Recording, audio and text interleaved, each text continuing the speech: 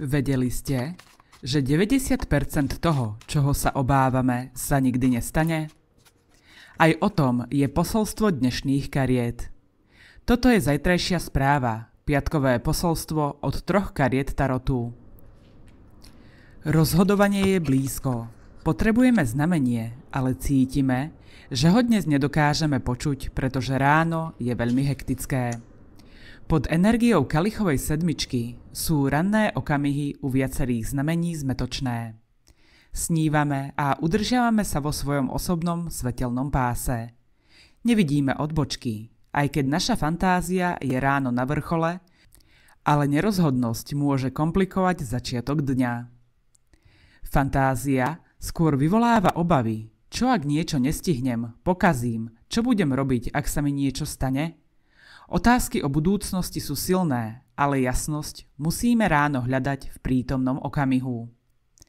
Rozhodovanie teda bude na nás aj v tom, či sa ráno naladíme na prúdenie obáv alebo šťastia. Neviete sa v niečom rozhodnúť? V tomto okamihu si dajte otázku, čo by na vašom mieste urobila láska? Nie nenávisť a hnev. Týmito energiami sa dnes nemôžeme nechať pohltiť. Máme možnosť voľby, a to vždy, nie len dnes. Nenechajme rozptýliť svoj život tým, že sa ráno sústredíme iba na minulosť alebo premýšľame v duchu obáv o budúcnosť. Nestresujme sa otázkami o živote, ktoré sú iba teoretické. Pustíme ráno budúcnosť. Užívajme si ranné okamihy tu a teraz. Budúcnosť je iba teoretická a rovnako teoretické sú aj obavy o veci, ktoré sa možno nestanú, možno neprídu. V budúcnosti sa štatisticky stane iba 10% obávaných vecí a to je veľmi malé číslo na to, aby obavy ovplyvňovali náš život. Zajtra večer môžeme cítiť obavy, strácame túžbu po spoločenských aktivitách, aj keď je dnes napríklad večer, kedy sa musíme usmievať na iných.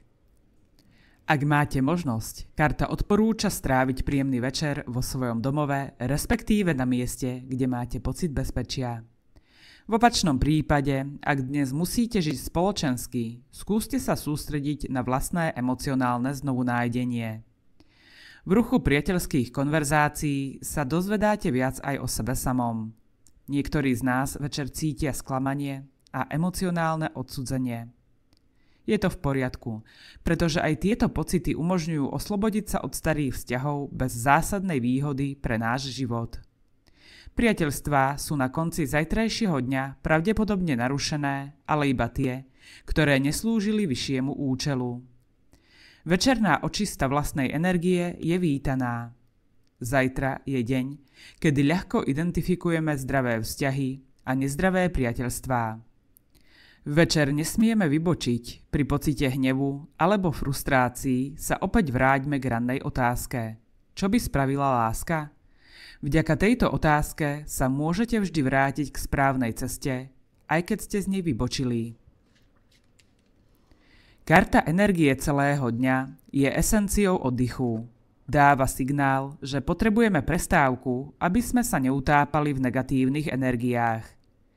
Karta radí nestresovať sa ohľadom budúcnosti, nebáť sa a nemať negatívne očakávania. Majme konkrétny záver, skôr ako strach, skúsme svoju myseľ sústrediť na to, čo nás v budúcnosti môže tešiť. Pozitívny tok myslenia dokáže do tela načerpať veľmi príjemnú energiu. Berte dnes veci, ktoré sa udejú, ako znamenie. Starajte sa o svoju energickú čistotu, ako o vzácnu komoditu. Zajtra nezabúdajte, že aj v tichu sú symboly. Aj keď sa nič nedeje, neznamená to, že sme v rozpore s cestou, ktorá nám patrí. Aj keď nenapredujeme a stagnujeme, sme v súlade s posolstvom, s osobnými symbolmi. Sme totiž na správnej ceste a tak nič nemusí rušiť našu púť. Ideme správne a práve kvôli tomu nám signály zajtrajška nemajú čo odkázať. Zajtrajšími kľúčovými slovami je oddych, snaha o pozitívne myslenie a láska. Horoskop na zajtra pre vaše znamenie aj osobnú kartu dňa si už teraz môžete otočiť na našom webe horoskop.tarot.sk. Ďakujeme za každé zdieľanie a posielame pozitívnu energiu.